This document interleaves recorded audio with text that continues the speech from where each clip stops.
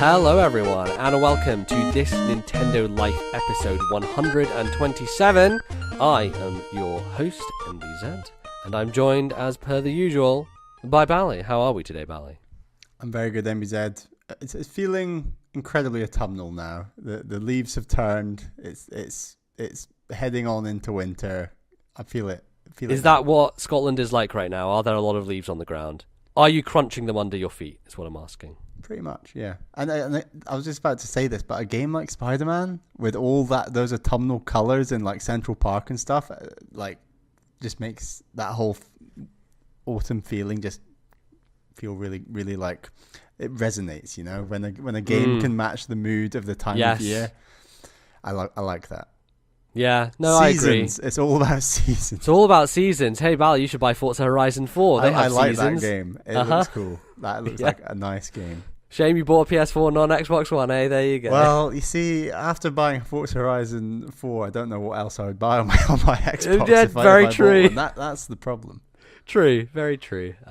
Touche, I say. But yeah, we have been playing some video games. We've been talking about video games. The video games are happening. It's this time of year is video games. They're all happening, and I don't know what to do because I just don't have any time for them. But I try. And I am continuing to try. Because for a lot of jobs, it's the busiest time of year because it's that post-summer up until Christmas busy period that just no one enjoys. Exactly, yeah. So it's been a little rough, but it's been okay. And we're going to talk about all the video games and the fun times we've been having. So, Bally, why don't you lay out what we're going to be talking about in the show today? For our first segment, we've got what we have been playing. Second segment, it's going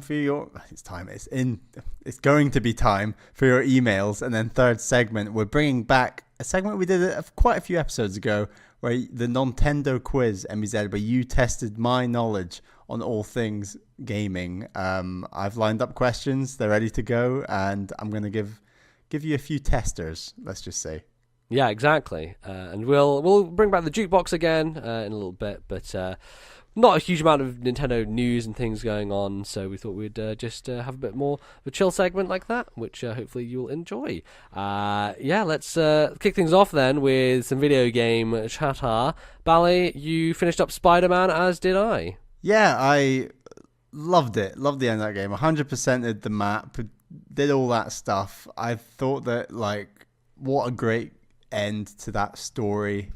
It was one of the best superhero stories I've ever experienced in any medium. Not that I've certainly better than most many. Marvel films from my perspective, I think. Yeah, the final 2, 3, 4 hours of that story, just so many things going on and new ideas introduced and plot twists that I thought just really topped off what was already a very strong story. There was some elements that I don't want to spoil that just felt more so unique to Spider-Man above any other superhero, and this game sort of summed that up to a T in a way that a film can't, because it was what I'm talking about is gameplay driven, and kind of reminded me of how the ride, the Spider-Man ride in Islands of Adventure feels like. It was that kind of immersive, interactive thing that the end of this game just felt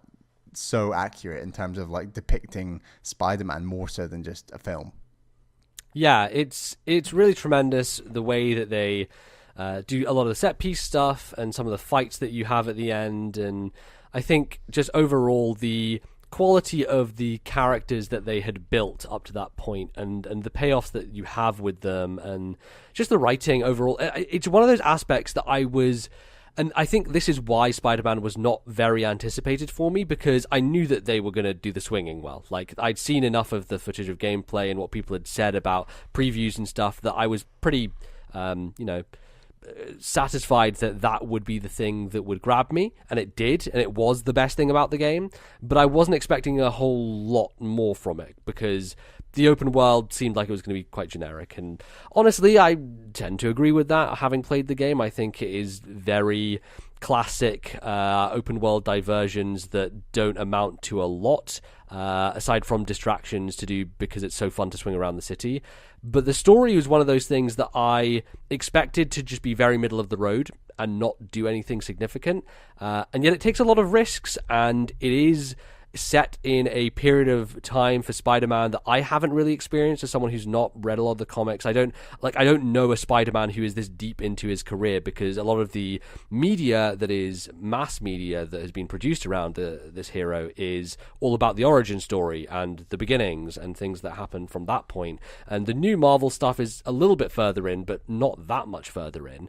And so I think the setup for it and the way that they play with the universe and some of the things they do and some of the characters and the choices they make are really excellent. And I think it is just exceptionally acted and written and just delivered so well.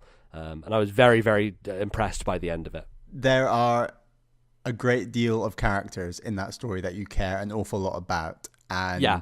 I didn't think that this game was ever going to produce that for me. Like, I agree. I thought the swinging was going to be good. I thought the fighting would be good. And Game Informer were trying to like rank, like each person on the show is ranking like their, in terms of fighting, story, and swinging, like how they'd rank them. And for me personally, I can't actually rank one over the other. I think that they were all incredibly strong, and like that's part of the reason why I went on and 100% of the map was I thought the swinging and the fighting, because there are a lot of fighting like rooms and things to do. Oh yeah, like things that are wave based, which is literally my least favorite thing in video games. I don't mind that.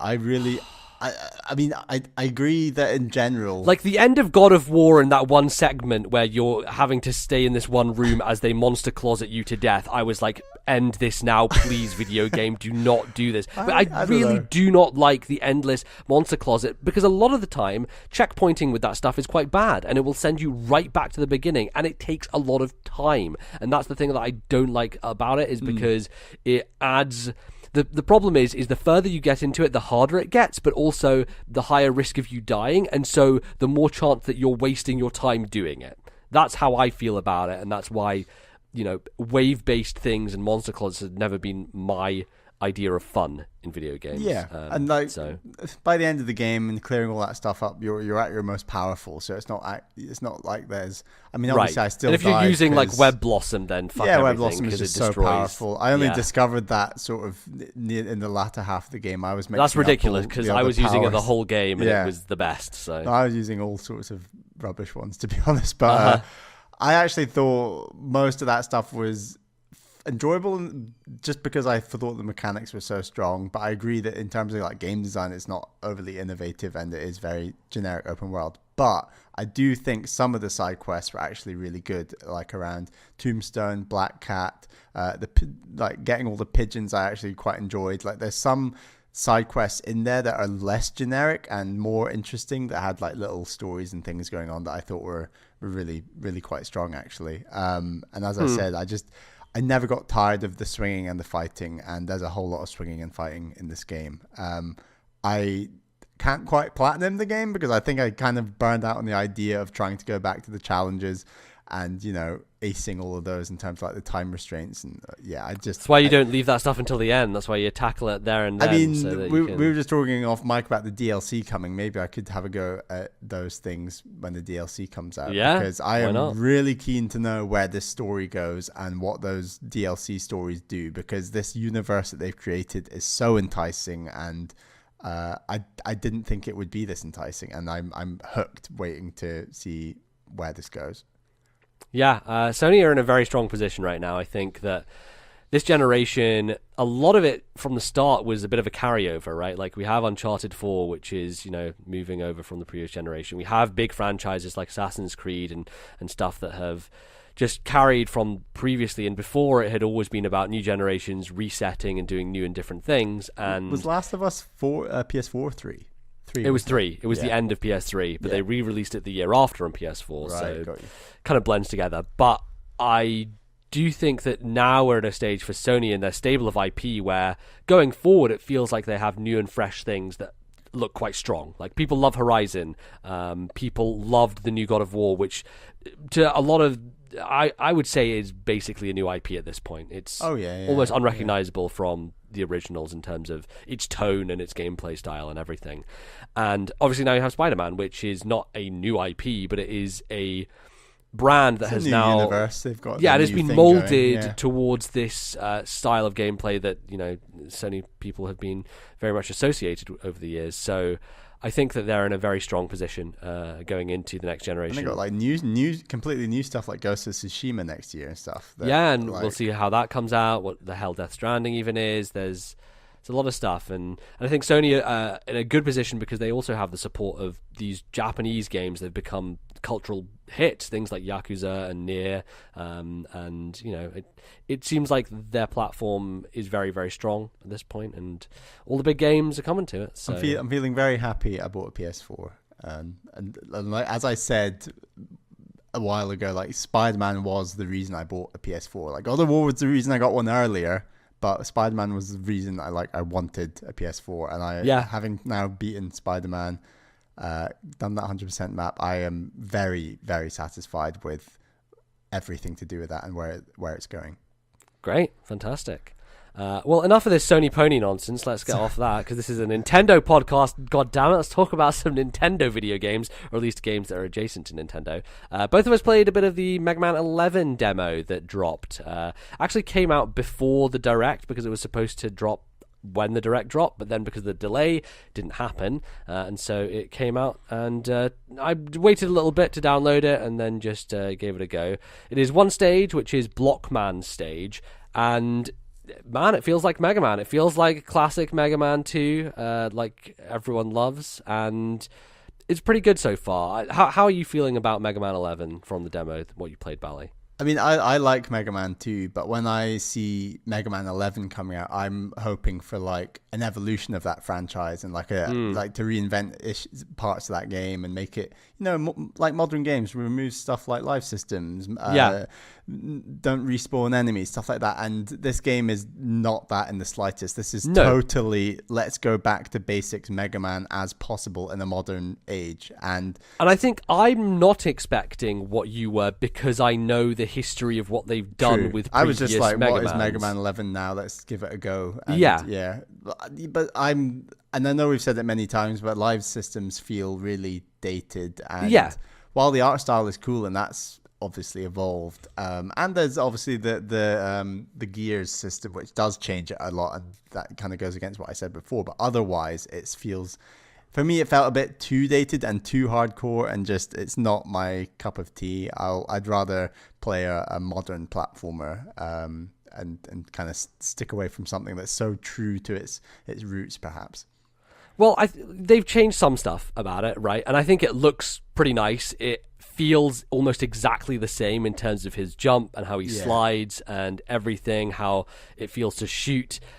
And I think the thing with Mega Man is, and this is why I'm maybe a bit more forgiving on it, is the point of Mega Man is to really get to know those levels back to front, and going through them multiple times and dying on them is part of the challenge of Mega Man, and why it has stood the test of time, I think. And I think the original series in particular is all about that style of gameplay, and that's why when they did 9 and 10, they were basically NES games, and they had all the bells and whistles from the past. And they developed that series into the Mega Man X series, which was, I guess, more modern for what you're looking for. But it still had live systems and it still had all that stuff. But it added in like wall jumping, and it looked a lot better. And it was just a different style of game. It was more actiony, more fast paced. And yeah, this wasn't going to be a revolution of that, because this is very much, it's called Mega Man 11 for a reason, because it draws on that particular brand of the franchise. Like it's that strand that it comes from. And the things that they've added in terms of the speed gear and the power gear, where you can basically like press one of the shoulder buttons for a brief period of time for this juice that you build up, and you can either slow down time or you can do a super powerful shot, feels like it is baked into the level design. There are very clear parts where you are being chased by this drill that is going through the level, and if you don't use the speed gear, you're probably going to get crushed by it. So it's very much encouraging you to engage with these new mechanics, and I think I heard a lot of people say that they kept forgetting about them, and they were dying a lot because of that, because the new game is more designed around those new ideas, as opposed to to just playing it like a regular Mega Man game, which I imagine you probably could get through those levels without activating speed gear or power gear or whatever, but it's a lot more difficult and more challenging as a result of that. But I like the feel of it. I think that it flows very well. The one thing I'll say is it felt like the level was very long. Longer than I think Mega Man levels usually are, right? And with that lives mechanic, which I've already said is so dated, etc., it just makes it even harsher, it feels like. With those extra long levels, I was like getting my ass kicked, and it's like, geez, man. I appreciate that's what it's going for, but it felt like I was getting my ass kicked in a very 80s, 90s way in the year 2018, and it was quite frustrating in that sense. Right, and that's what Mega Man fans want. Like, people would be maybe annoyed if it didn't do that. I mean, people are annoyed already because it commits the most cardinal sin, which is when Mega Man jumps through a door, it doesn't hover him in midair as he goes through the door, and it really boils my blood. That's like one of the worst. Like, how could they make this game and not do that? Like, I really don't understand what they've been doing. But the thing I'll say is that they also offer multiple difficulties, right? So they have a very newcomer-friendly thing, which will not have any live system, and you can go through it and enjoy it at a more kind of, easy pace. And it has a casual difficulty, which gives you some more lives and makes it so that enemies don't do as much damage. And you have the option to do it super hardcore, like in the classic days. So I will defend it in the sense that at least now they are giving you the option. I was getting a little bit annoyed because I got so used to playing the Mega Man Legacy Collection with the rewind button, and I kept pressing that button and realizing, oh wait, no, this isn't an old game, I can't rewind it, even though it is basically an old game because it's a new old Mega Man style game. So I enjoyed it. I think that it is something that I'll get probably down the line. I'm not going to get it straight away because I think it's quite expensive for what it is. It's a big company doing a AAA platformer, but as opposed to something like, Donkey Kong Country Tropical Freeze, it doesn't feel like it has the same budget that's been put into it, and it is going to be a shorter game in terms of that length. And so when you have offerings like indie games that are all 10, 15 quid or even less, having something that's like 25, 30, which is made by a developer that is very revered and renowned, who, in recent years haven't treated Mega Man with the greatest of respect. I don't know, it feels a bit weird. We're just in this place with pricing with games that it's hard because big companies have to pay, their employees, and they have to have a lot of overhead. You got to be in one of the two categories. If you're going lower budget, it's got to be pretty damn cheap, and if you're going high budget, then it's got to have the assets, like you said, with, I don't know, Freeze or and it is kind of in the middle, isn't it? Yeah, which I guess makes sense for the price as well. But also, I look at Mega Man 11, but then I look at Dead Cells, and I'm like, this game is 10 quid cheaper than this game. It's weird. Pricing gets very weird, and it's hard to say because, like, why is Hollow Knight $10.99? Well, it's because two guys made it, so they can afford to make it cheaper because they've already made so much money from that game, and that's what they need to survive and to keep making good games. They could have charged 20 for it and people would have still bought it, but that's their proposition. Whereas, I don't know, some other things like Owlboy was 18 quid when it came out. Is that because it took 10 years of development and they had a larger team? I don't know. We're just in a very weird place with that stuff, which is why I like to wait for sales on a lot of things, which, I don't know, can be bad for the industry, I guess, to some degree. But also there's a precedent set, right, that these games are going to go on sale and they are going to be cheaper down the line. So I don't really know. I think the easiest thing to say is that there's a lot of video games coming out right now, and I think Mega Man 11's in a bit of a compromised position considering everything else. It's so easy to add a game to a watch list and monitor it for when it's on sale on a system like the Switch. That why wouldn't you do that sort of thing? If you're not so excited you're gonna get it day one, you're automatically, no matter what, going to just stick it on your watch list and wait for that sale. Yeah, pretty much. So yeah, that's Mega Man 11. Anything else to say about it, Bally? Or good? I think I'm good. I got my ass kicked and I need a Mega Man break. Okay. You really haven't played that much Mega Man, so I know, think that I've had my your taste. tolerance for the series is not far great. lower. I'll get to 3 eventually, but not unlike right me, now. Who's beaten Mega Man 2 like 3 times this year already. So there we go. It's a good game. It's so good. It's like the best game. It's the best Mega Man. Maybe not the best game, but it's a good game. It's the best NES game. I'll put it at that much anyway. All right, and then myself, I have been playing a butt ton of Dragon Quest XI, a game that is coming out on the Switch eventually. They actually recently re-announced it, and it's going to be called Dragon Quest XI S, which no one really knows what the S stands for. Does S mean anime and portable or something? Yeah, maybe. It could be more akin to the portable, 3DS version, because Dragon Quest XI, for those who don't know, came out on PS4 and 3DS. The weirdest combination of systems to release something for in history. There was actually this crazy bundle where you could get like a limited edition that had the PS4 version and the 3DS version in it. How Nintendo agreed to that, I don't know, and what happened for Square Enix to pull that together is kind of crazy. But yeah, the 3DS version is essentially the same game, just like pared down for the 3DS. The story is the same, like the world is the same, but you know, everything looks different because it's on a handheld and it's chibified. And also the 3DS version has this super cool mode where on the bottom screen it's like 16 8-bit Dragon Quest, like classic Dragon Quest. It looks like an old game. So you can play like the 3D version on the top screen and see the 2D version on the bottom screen. It's a very neat idea, and it's not coming out in the West. Like, they just decided they're not going to release the 3DS version here because the PS4 and Steam version is the one that is going to make the biggest splash, and that's what they wanted to dedicate all their resources to.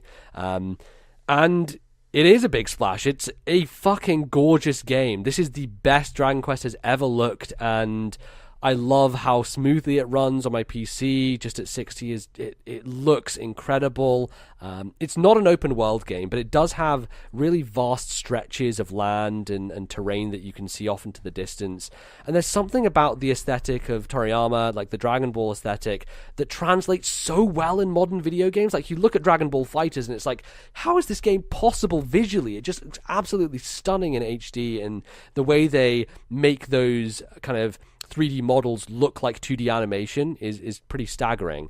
But in a game where it is fully focused on 3D with Dragon Quest XI, I think that they've just done a remarkable job of just how good and crisp and just clean those characters look. They look incredible, and I will take an art style like this over a modern Final Fantasy art style any day of the week. Like, it just speaks to me so much more, and it has such a warmth and color and vibe to it that Dragon Quest is like a warm hug. That's something that I tweeted recently, and I think it is very appropriate because it is a series that ultimately hardly changes. Every Dragon Quest game I've played, they all have similar elements, all down to the sound effects. Like, saving your game is the same sound effect that they used in the original 1980 whatever Dragon Quest game. When a new party member joins, there's this long song that plays for at least like 20 seconds, and you have to wait while the character's like standing there like smiling at you for this little song to play. And it's the same one that was in 7 and in 8 and in 6, like in all the games before that. So it is a series that is steeped in tradition. But the thing about it that's so good is that it is steeped in tradition. Like, it's very familiar, and it's something that you can come home to and just relax with because it's not something that you have to super engage with. The stories are very fairy tale, and they're not very deep, but they are just very well packaged and put together so that this giant adventure feels like a series of small stories along the way. And I think Dragon Quest VII did that the best because it was designed around the fact that you were going back in time to these other islands, and each island had its own problem, and you had to solve it and deal with the townspeople and all of the stuff. And it eventually kind of tied itself together, but I feel like 11 is a great combination of everything in the past that the series has done. It takes a lot from Dragon Quest VIII, and I think it's probably most familiar to people from that sense because that was the last time we had a big 3D console Dragon Quest. It's had a weird history because on DS it was, much more pared down. It was more multiplayer focused. It was during the time after Nintendogs where they were trying to, take advantage of people in public playing together. It was one of those things that actually led to Street Pass, like the online mode in Dragon Quest, or I guess the local wireless mode in Dragon Quest 9 was one of those things like Bark mode on Nintendogs, where you would get a notification when someone passed by and you'd get something from them, and you could do dungeons with people. And that is kind of how Street Pass happened as a result of that mode and how big it was in Japan when that happened. So that wasn't, a game that was steeped in as much tradition as a lot of the other parts of the series because it was so different. And then 10 was an MMO, so of course it was different. It was just completely out there. So it's really been a good, I don't know, decade maybe since Dragon Quest 8 came out, and this is the big return to that style of game. So a lot of it could be compared. There's a forging system that is similar. Like in Dragon Quest 8, you have this alchemy pot that you throw shit in, and you need to like keep old weapons about because that's how you improve them to make new weapons, which is annoying in that game, and it really frustrated me because not only is the alchemy list of things you can make not very long, and it's kind of complicated to get the recipes, and I think you have to like remember them yourself, and it just was annoying when I wanted to sell stuff and I'm like, I don't know if I can sell this because I might need to use it later to get a better weapon.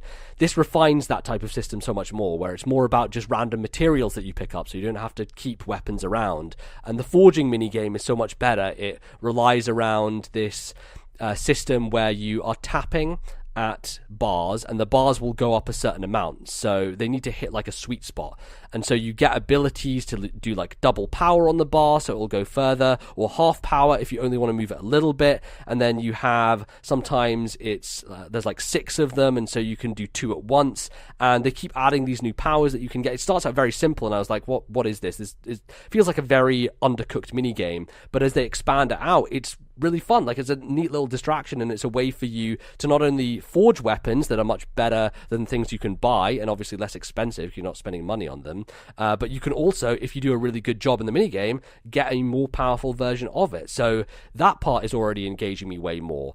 The fact that just the openness of the world is far more based around, you know, going around and finding little hidden things that are helpful for those forging parts of the game, and also obviously finding the treasure chest, where Dragon Quest 8 felt a bit more barren than that. There wasn't as much reward for exploration as I feel this game gives you.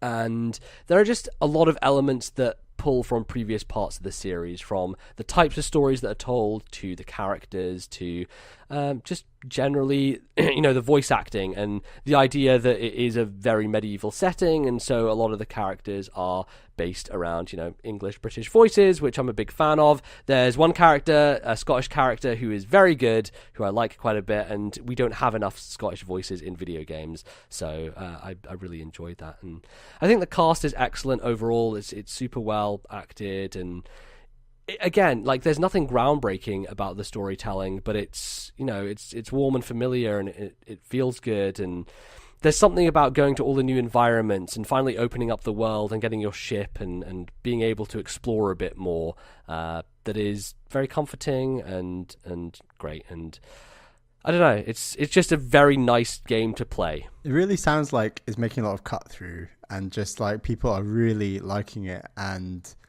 for me personally, I think it's got to be the first Dragon Quest I'm going to give a go at some point, because it just seems like Dragon Quest never, like you said, it's a warm hug.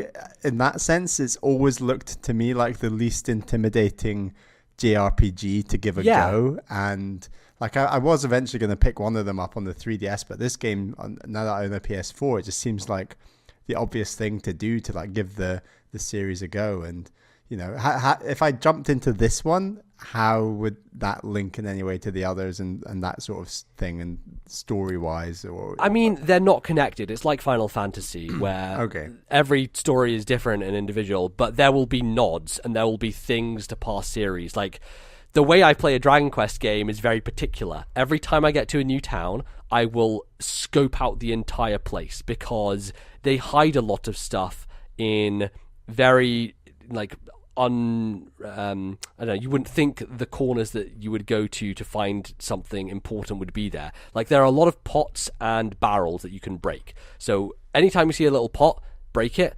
That is going to give you something. It'll give you either a mini medal, which is something that has been a stalwart of the series for a long time that you can collect up and get stuff from, or it could be a really good piece of gear that you could have bought in the shop, but if you open some random person's cupboard, you could just find it in there. So I'm very meticulous. Every time I get to a town, I will speak to every single NPC. I will go into every single house, open every cupboard, crack every pot, and find everything possible, because you will be rewarded for doing so. And also, it does a great job of building up the backstory and the upcoming thing that's going to happen in that particular town.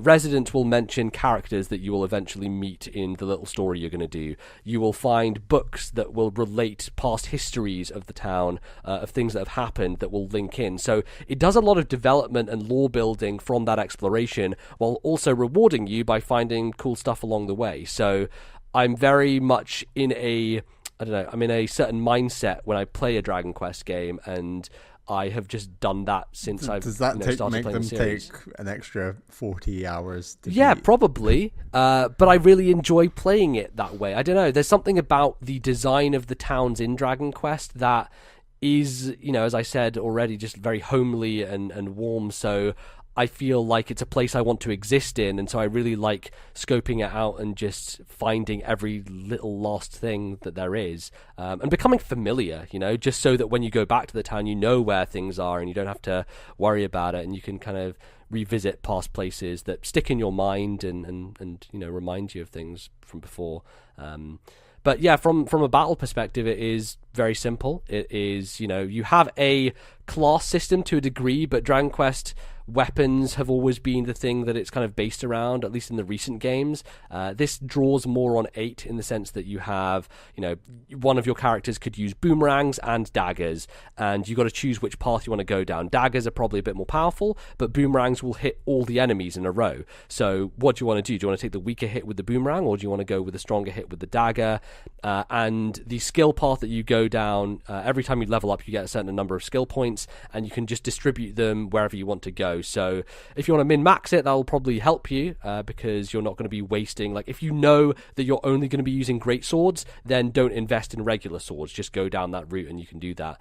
But they also give you the opportunity later on to redistribute your points if you feel like you've messed up. So, it has a bit of a flexibility that previous games in the series didn't, because one of the things that really annoyed me about 8 is that you couldn't do that. So if you committed, then you were kind of screwed if you wanted to go in another direction later on. But yeah, and also another thing that makes it a bit easier is, there's a bit more auto-saving. You do still lose like half your gold when you die, but I think just as a game that is punishing, this game is far less punishing.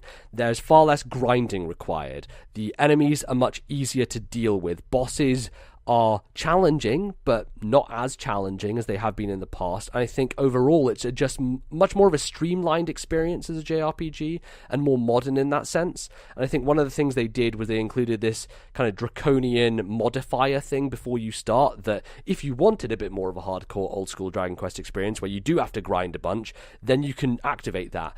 But honestly, I think the series is better for not doing that. Like, I enjoy the grind in Dragon Quest games, but to some degree it gets ridiculous. At the end of Dragon Quest 8 drove me fucking insane, because I was a good 10 levels behind what I needed to be for the final boss, and so I just went to this island which had metal slimes on it and farmed them for like 4 hours just to get up to that point. And that was just to finish the game, goddammit. It's like the last boss, and all I wanted to do was see credits roll. And when that happens, it's one of the most frustrating things for an RPG, and I don't think Dragon Quest XI is going to commit that sin, because it hasn't shown me any reason that it would do so far.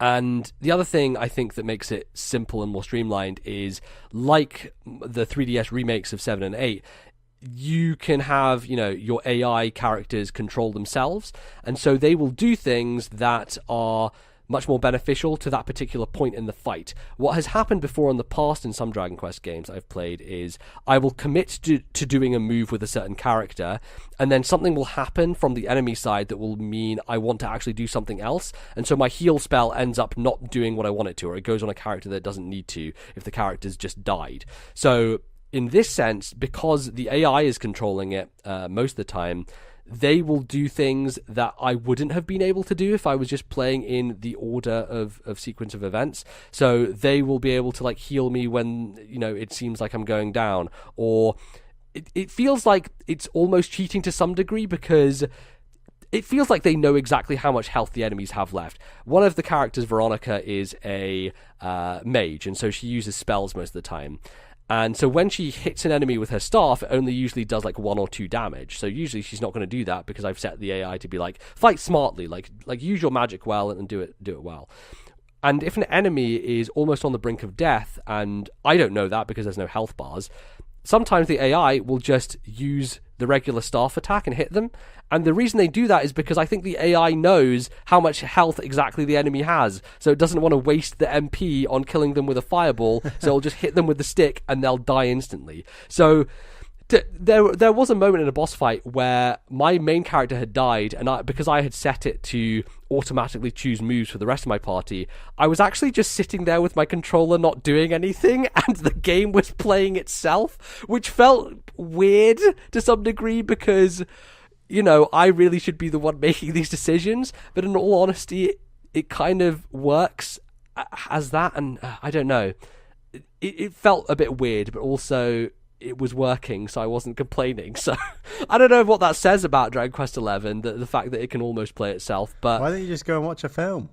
I don't know, you know, because I like leveling up. I like seeing the numbers go higher. I like, you know, adventuring around and seeing these places and just experiencing it. It's, you know, it's quite a low maintenance game, and I think that's why I like it. It's because it doesn't require a lot of effort or input from me, and it is like just washing over me almost. Yeah. So, and a lot of JRPGs do, right? Like that you have to strategize and think and. Yeah, like Octopath Traveler has a great example of an incredible battle system that requires so much thought and effort. And like, if I wanted to control all my characters, I could do. But another reason I don't is it takes a lot of time. Just, you know, pressing my attack and then letting everyone else do theirs cuts down on the menu navigation. It cuts down on like random battles. So every time those pop up, it's much easier to deal with. But I feel like I should probably change it so that when I'm in a boss fight, I should probably control everyone because, you know, that's the fun of the game, I guess. But I just found myself in this weird situation where it was playing itself, and I thought it was quite funny. But yeah, I'm about 20 hours in. Really like it. It's I don't know how long it'll take me, but I'll be playing it for a while. It's good. Nice. It's Dragon Quest. It feels like home. I like it. So yeah. There it is. That is what we've been playing. That's going to be us for the first segment. We'll be back, though, after the break, where we'll be taking some of your emails. So do not go anywhere. We'll be right back.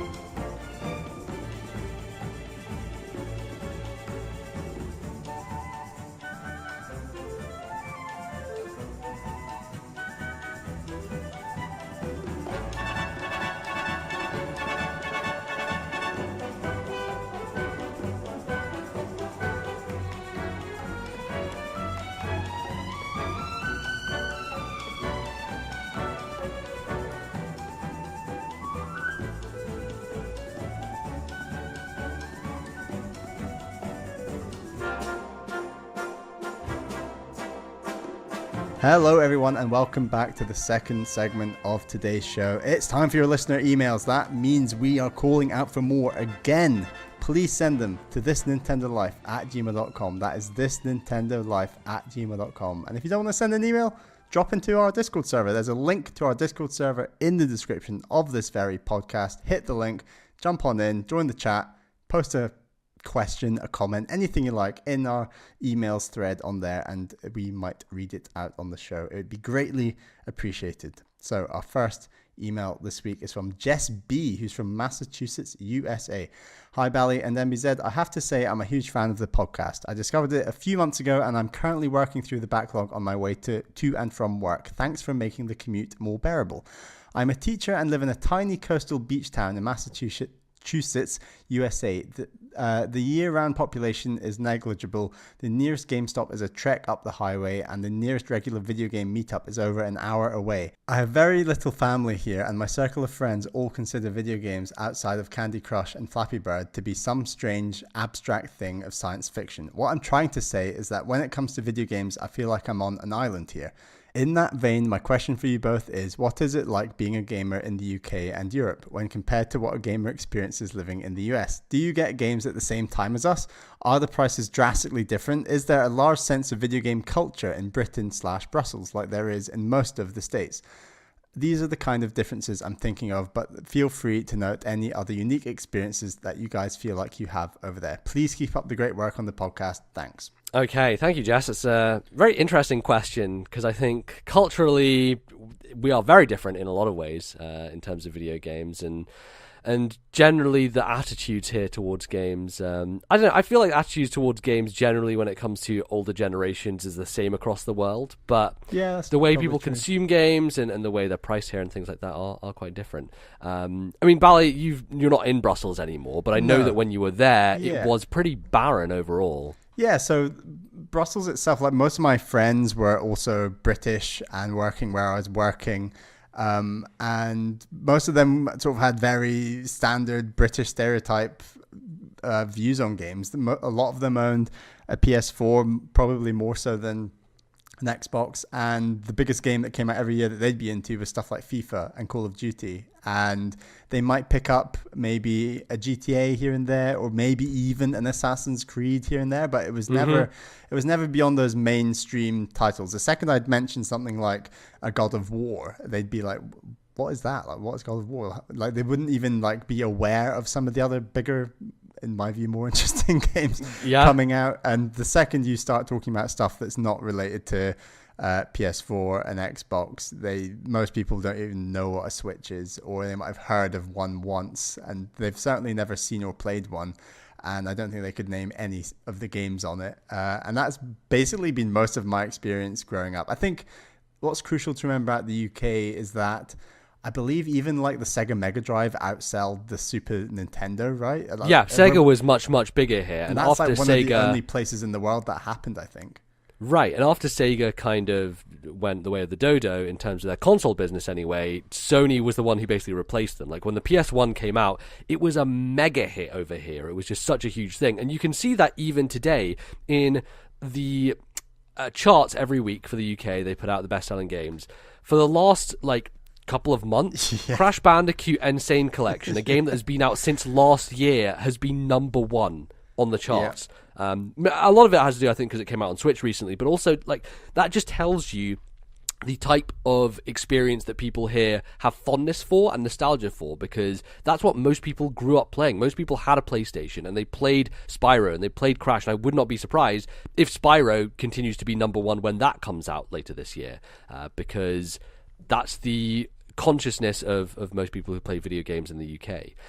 And, I was part of that because my dad got me a PlayStation 1 for Christmas one year. I didn't have an N64, and the only reason I was into those things was through the Game Boy. Nintendo did quite well here in terms of their handhelds. Pokemon was a huge deal back when we were at school, and that was something that was just kind of crossed over because of the anime and everything and the cards. It was more of a cultural phenomenon, and I know it existed elsewhere in the world, but I don't think I would have been exposed to Nintendo if Pokemon and the Game Boy hadn't been a thing.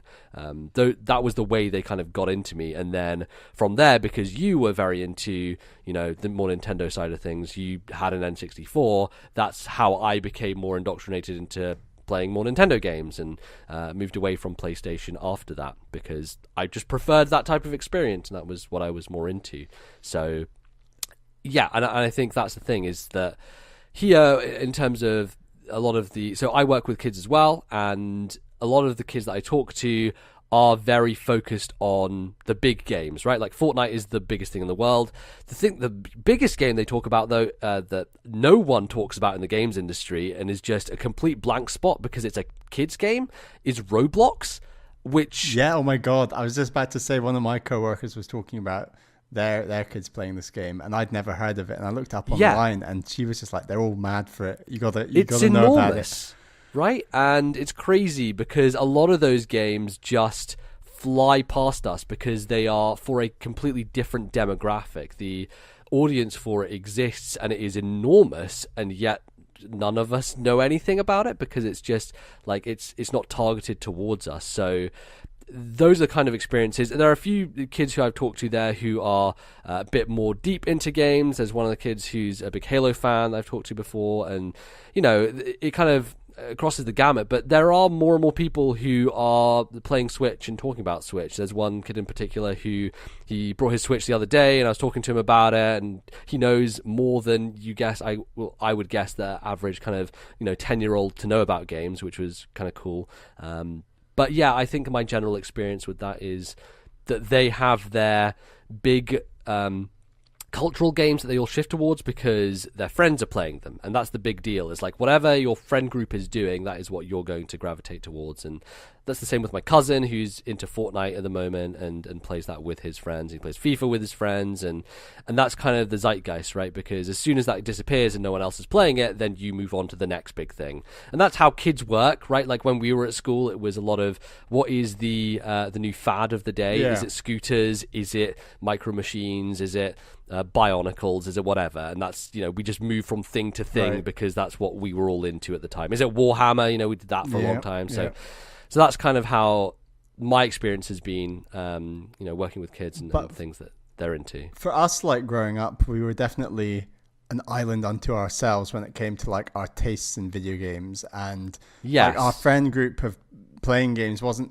wide, but as narrow as it was, we were all like Nintendo focused, and that was what we got the most enjoyment out of. I think we were all really like Pokemon focused. We were very Pokemon focused, absolutely. And it took a while for us to get into like Zelda, and like Pokemon was the first big one younger.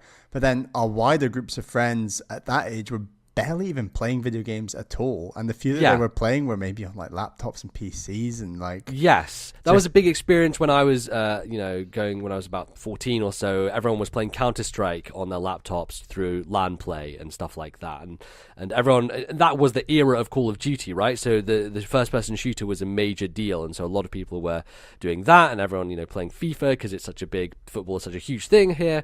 So that's kind of the way that worked when I was that age, but yeah, it was very rare to find someone who was into the types of games we were into, it was. No one really knew about them. No one really knew about it. And that was arguably a wider case for the UK, like we said. Like Nintendo just traditionally has done pretty damn poorly here, with I guess that Game Boy Pokemon craze being a huge exception to that rule. And I guess also Wii Sports is to an extent an exception to that rule. That definitely did well. And I think both of those you can call worldwide cultural phenomenons, as opposed to just based here, because they, but your traditional that traditional love for games like Mario 64 and Zelda Ocarina of Time, I think personally has just resonated far more in the United States. Because you talk to a lot of people, who I know people when they go to college and stuff, and they'll talk to other people who are like, oh yeah, I played Mario growing up, and yeah, I played Zelda growing up, and then I didn't play it anymore. Or like Smash Brothers in college is a huge exactly thing in the US. Right. And whereas here, people played Crash Bandicoot growing up, and they played Spyro the Dragon growing up. It was all Halo and Call of Duty at university for me personally. Exactly, like when I went to university, like games thing, it was like a Halo tournament, and I was bad at Halo, so I didn't do very well. So, those kinds of things were much more cultural touchstones here, as opposed to, as I hear often, people talk about, Ocarina of Time being the big game of the time in the US. And I think just Nintendo had a much larger impact in the American market, and here they just didn't. And they still, to this day, do not have a big push. Like, even you go into GameStops, or Game, I guess, in the UK, Nintendo still doesn't have a big presence on the shelf, despite the fact that Switch is doing much better. It's still relegated to a tiny little corner.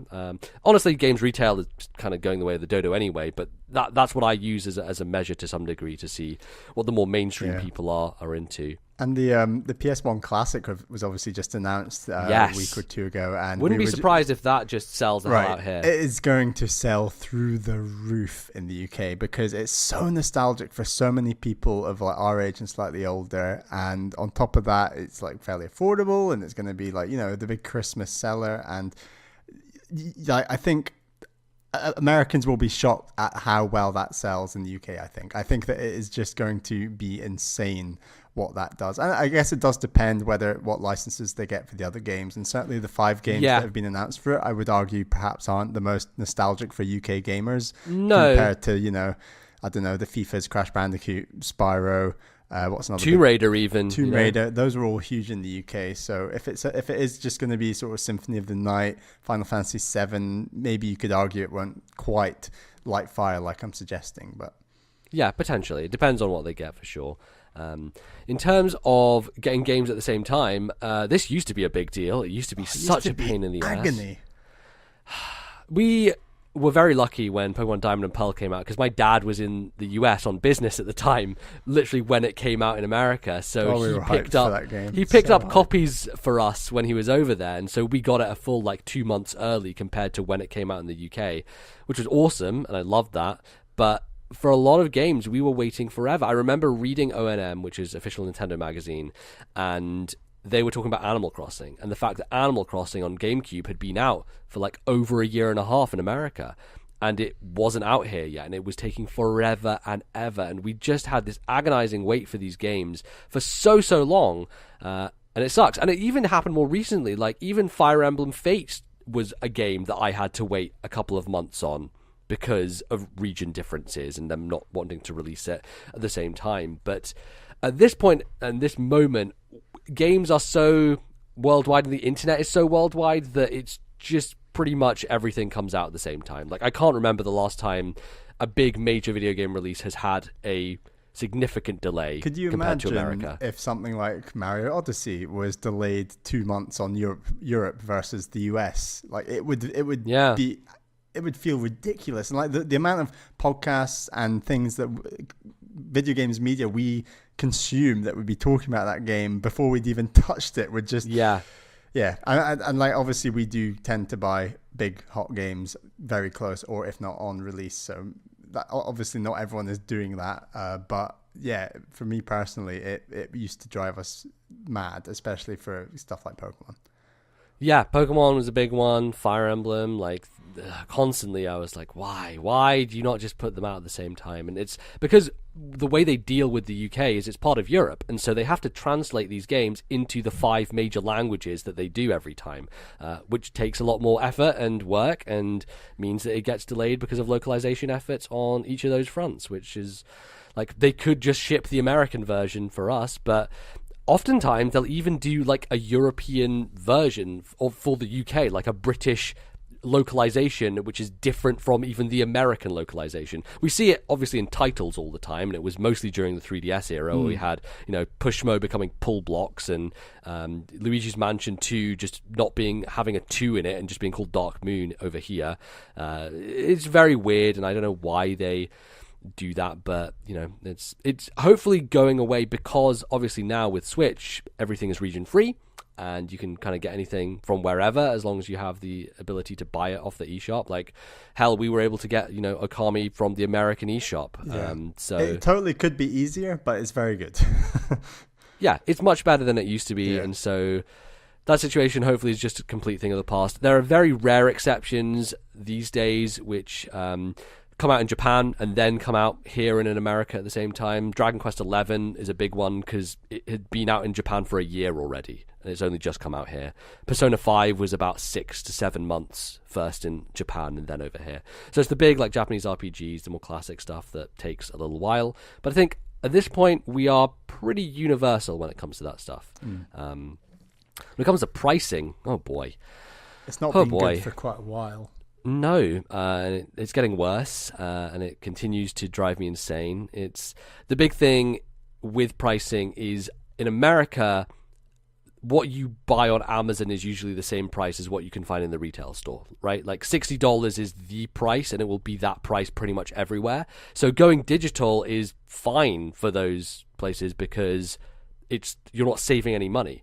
Whereas here, and it's starting to change now because things are getting more expensive, but forever, you could save at least £10 going on Amazon and getting it delivered, or going quite very consistently and very easily. It's not it's like pretty much any online retailer, you could save a significant amount of money. Whereas the online stores, the PlayStation one in particular, is ridiculous.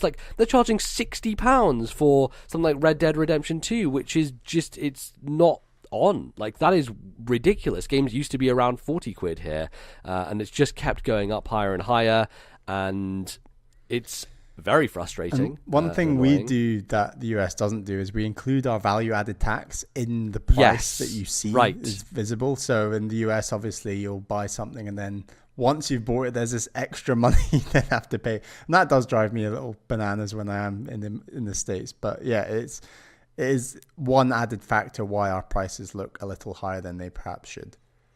Yeah, potentially. And, obviously, when we were trying to download Okami, we were like, oh, right, there's tax, and we need to figure out a place that doesn't charge tax so that we can buy this game properly, which is a fun... Which was possible, but there are a few more hoops to jump through. Yeah, just a couple.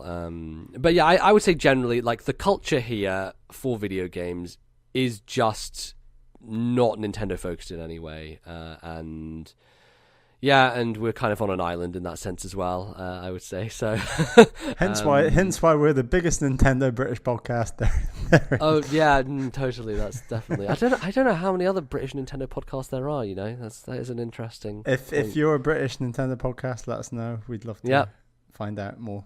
Sure, absolutely, and do a bit of crossover. That'd be fun. But yeah, I think that's pretty much it. Anything else that you can think in terms of differences? Just watch this space. That PS1 Classic is going to be hot property here in the UK. It's just going to be the best-selling console of the year here, which is not even a joke. Like, that's actually going to happen. Yeah, not actually a joke.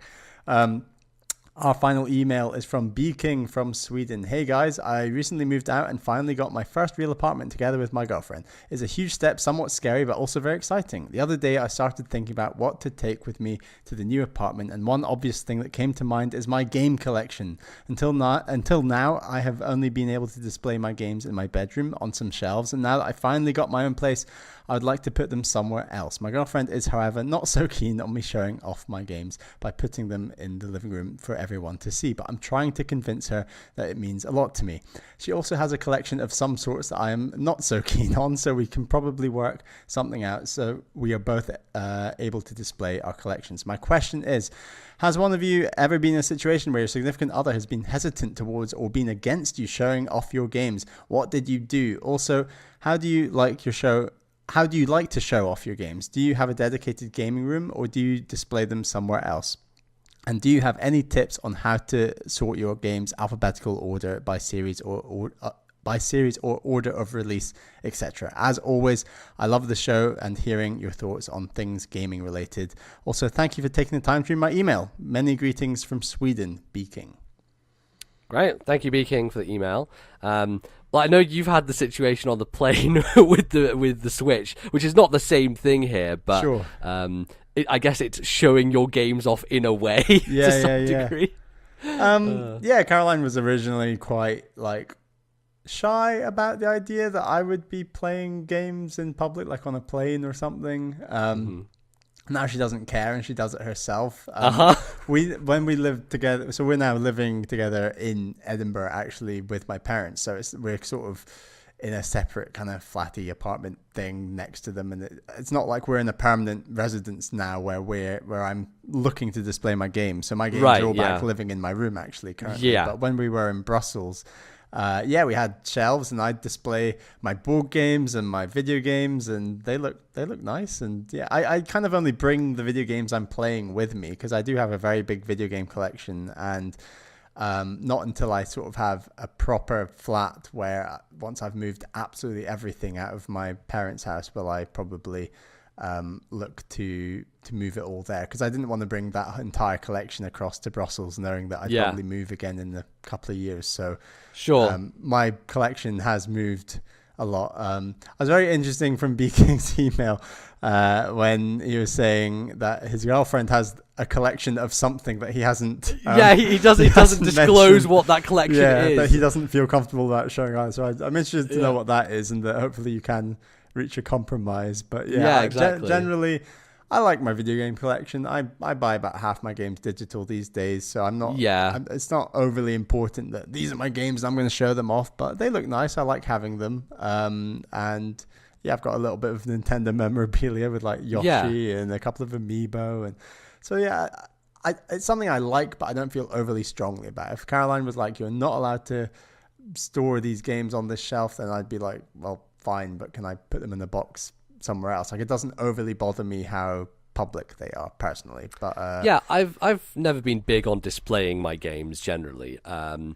Since I've like moved out of home and stuff, I don't really have a room at home anymore because it's like used for an Airbnb and stuff. So it just becomes free advert like, here. yeah, exactly. Go, stay there. So I like when I was younger, obviously I had all my posters on my wall and stuff like that, and a lot of those they were more music stuff than I guess video game stuff, and that's how I like decorated my room to some degree. But I've never had a lot of video game memorabilia or felt that strongly about displaying my game collection. I like seeing it. I like seeing how many games I've had, but having it very public is not something it's not that I'm not a big fan of it. It's just I don't really care. Yeah, like I get more satisfaction from my digital collection of Backlog Club games and knowing what I've beaten and what I have to play, and I'm much more proud and interested in that, and it'll sort of tabulate kind of what I've been playing and when, and that's more interesting in terms of what I'm playing than what I necessarily own. Yeah, sure. Like the digital curation side of it is something that I'm far more into, and cataloging what I've played and stuff like that. That's much more how my brain works and how I like to do things. Definitely. But I have a few things like my current room right now, but I'm staying at my grandparents', and so like I can't really decorate this room to any degree, and there's not much I can put in it. But I have my desk. Decorated it with your PC. Yeah, exactly. My PC takes up like the majority of the space. So I've got that, and I've got like my Yoshi from Club Nintendo sitting on top of my PlayStation. I've got my slime that you got me from Japan sitting on top of my PlayStation. And I have my like 3 amiibos, Lucina, Samus, and Shulk, the greatest trilogy of amiibos ever, clearly.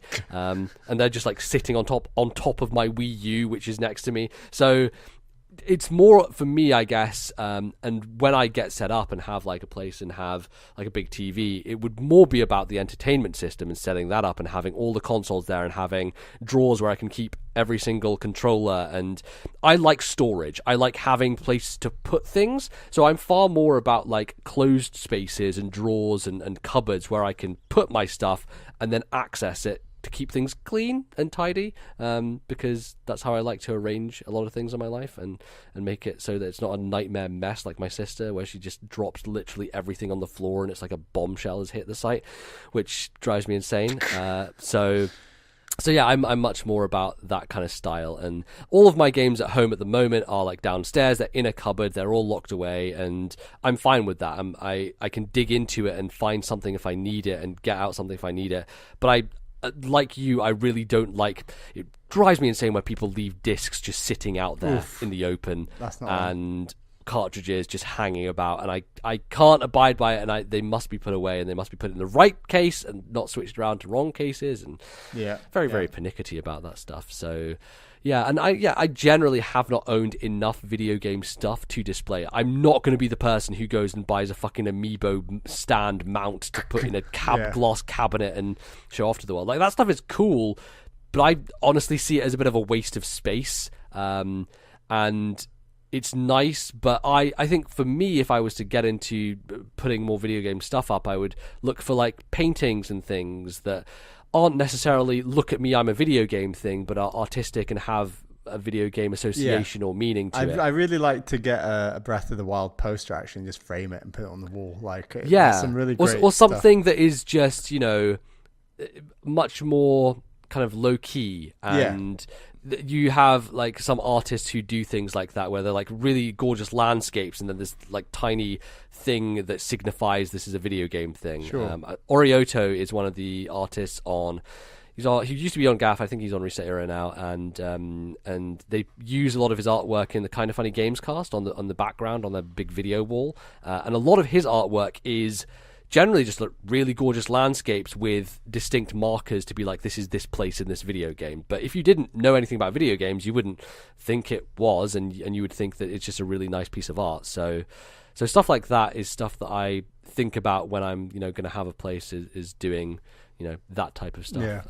And like putting that up. I've already bought like a big widescreen TV and a PS4 with Caroline, so like those are sort of like joint things that we own that we've moved from Brussels. Now we've got them in where we are in Edinburgh, and like wherever we go next, that'll be like the next place where we'd move that to. So the idea of like a gaming room or like a specific place for that Caroline's actually super understanding about the idea that no, that's just the living room. We don't need a separate gaming room necessarily. We're totally cool. If I lived in America and had one of those fuck off huge houses with basement in it, like the basement I would turn into, because like Danny O'Dwyer because he's now moved out into the middle of nowhere in I think it's Maryland, and he has a huge basement underneath his house, and he's basically turned that into like a really cool video game office space with like memorabilia on the walls, and it looks awesome. It looks so cool. So a space like that, which is like a large space where I can have like my games and stuff, would be amazing. But hey, look, we're millennials, we'll never own any property, so good luck. So I'm perfectly happy just using the living room to put, the PS4, the Switch dock, and all that linked up there. So yeah, it's fine, and I don't need to show the world my collection necessarily. I just need the ability to easily play my collection. That's what I'm most keen on. And absolutely, I'm always convenience over aesthetic. That is me. Absolutely. That's why I don't like buying fucking clothes. Because to me, I see clothes as a necessity, not a aesthetic. Like, I just don't care about that stuff. I'm far more about practicality than I am about, what something looks like. I do like a video game t-shirt or like a Star Wars t-shirt. I've gotten quite a few more of those recently, and Caroline's bought me a few, which is very nice. So yeah, I like that kind of thing, but I'm not like I have to have that t-shirt to show this, or right. It's cool to wear every now and then. That's fine. Yeah, it's not a big deal. Pretty much. But yeah, B King, thank you for your email, and I hope you reach a resolution and you're able to display your video game collection. So, that's all we've got time for in terms of your emails. But as I said at the top of the segment, please send in more. Please send them to thisnintendolife@gmail.com. That's thisnintendolife@gmail.com. Or jump in our Discord server, link in the description, and post in our emails thread on there. Join us after the break when it's round 2 of the Nontendo Quiz, and I will be testing the knowledge of one NBZ. So stay tuned for that.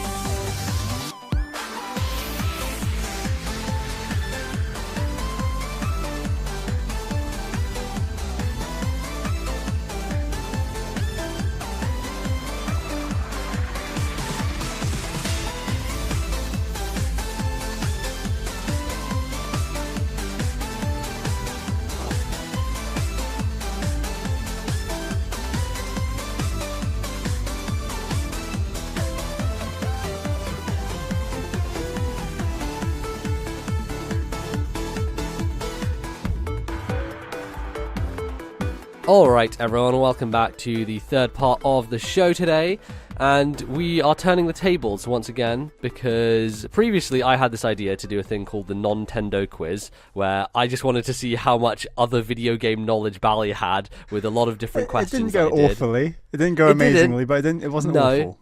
And there was a multiple choice section, and then we did like a Jeopardy board section, and it took quite a while, we realised, and it was a little bit convoluted. So we've just pared it down this time, but now it's going to be Bally testing me, which is fun, and I really want to see how well I do, because I feel like I walk around saying, oh yeah, I have all this stupid video game knowledge in my brain. You have said that a number of times on this show. So now we can actually find out how much you retain. Right, put on the spot with the pressure. Can I handle it or will I bottle it? This is the real thing that we need to find out. So Bally, what have we got for this quiz today? We've got our 4 categories are returning from our previous Nontendo Quiz. They are, of course, the End Zone, Play That Station, To PC or Not to PC, and... I'm just getting the name here. Where is it? What's in the Xbox? Yes. So those are all based on the different platforms. We had Late to the Third Party before, which I think we forgot about, and we might bring that one back next time. But I still think that's my favorite name of the categories of all of them. We have 5 questions in each category, going from easy to hard. And we've said that those questions are worth 1 to 5 points. And if you get that question wrong, you will lose that number of points, but you can't go below 0. Yeah, so the total points I could get is 60 overall if I get everything right, which, I don't know. There's a chance. It's possible. I don't know. We'll see. But yeah, feel free to play along at home as well. It's just going to be a fun little quiz game. So I don't know how you want to kick this off, Bally. Just pick a category and then pick a difficulty, I think. Okay, let's start off with the easiest Nintendo one. Easiest Nintendo one. That's the easiest place to go. Okay. From 1992 to 2016, Nintendo was the majority shareholder in which Major League Baseball team? Oh, of course you'd ask this question. It's the Seattle one, right? What's their name? Is it the Mariners? Seattle Mariners. Is that your final answer? Yes. That is correct. There we go. Solid. I remember, didn't they have? Because you've been to a Mariners game, haven't you? I've not been to Seattle. I've not been to Mariners. No, I've been to the Toronto Blue Jays. They're my team. Yes. I have family in Toronto, and I've been to a good 3 or 4 games there. I've also been to a Toronto Blue Jays game in Arizona, in Phoenix. Oh, really? They wow. They were playing the Diamondbacks. So I've seen my team home and away. That's how hardcore I am. Wow, crazy. Anyway, yeah. Yeah, no, I remember they had they had 3DSs there, like they did the Louvre or something. Did they get like stats on the game or something? I remember some vague weirdness. You were able to like do something along those lines, but you brought your 3DS along, and there was a whole thing you could log in. You could like order stuff from your 3DS and stuff like that. Right, like get food to your seat from your 3DS, which is a great idea. I would do that. I think they should implement Switch stuff. But yeah, they did sell it off in 2016. I remember that being a big story because they needed some money. It was like the Wii U era, and it was like, what are we going to do? Let's sell this baseball team, I guess, because it's kind of taking a lot of our revenue. So interesting. There you go. Nice. Cool. All right. There you go. 1 point. Nice. Love it. Okay. Let's go play that station. Play 100. that station. Are you going to go for the easiest one? Yes. How many different systems has the Gran Turismo series been released on? Oh my goodness. Okay. So PS1, this Gran Turismo game. PS2, obviously, PS3, and PS4. I'm trying to think if there was a handheld iteration of GT. PSP. This is my blank spot. PSP is like my biggest blank spot, I think, in terms of games, because I never owned one and I wasn't very active in looking up its history and past. So there's a chance that there's a PSP game, and it could be 5 total systems. But I think 4 is the safe answer, and because this is the easiest question, I think it might be that one, although you could be being a dick, so this is the problem. I am going to say 4. Is that your final answer? Yes. That is correct. Okay, good. It is 4. Yes. So PS1, 2, 3, and 4. Right, exactly. Yeah. Because GT Sport came out recently on PS4. Otherwise, if that hadn't come out, then it would only be 3 up until this point in time. Yeah. Great. Okay. That's good. You got the easy ones right, so okay. The system is working. Let's go to what's in the Xbox for the first one. Okay. Who was the exclusive Xbox character for Soul Calibur 2? That would be Spawn is his name. It's the comic book character. Is that your final answer? Yeah, Spawn. That's correct. Yes, okay, good. Because I know Heihachi and I know Link. Yeah. The Xbox One Spawn, I remember... It's like the most random character. Yeah, because I just didn't know who it was at the time. But yeah, okay, there we go. That's good to know that I'm not getting that name wrong. Great, fantastic. You're up to 3 points. Okay, let's go PC for the first one. I'm just going to clear out this bottom row. Fair enough. First of all. Okay, this is hilarious. What does RAM stand for? Random access memory? Is that your final answer? Yes. Correct. Okay. I didn't know what ROM, that one was. ROM is read-only memory, so I think. Right. Well, I don't know. Don't ask me. Yeah. I was like, I what's like a how PC term that is not overly hard but not overly easy? That's just kind of like a...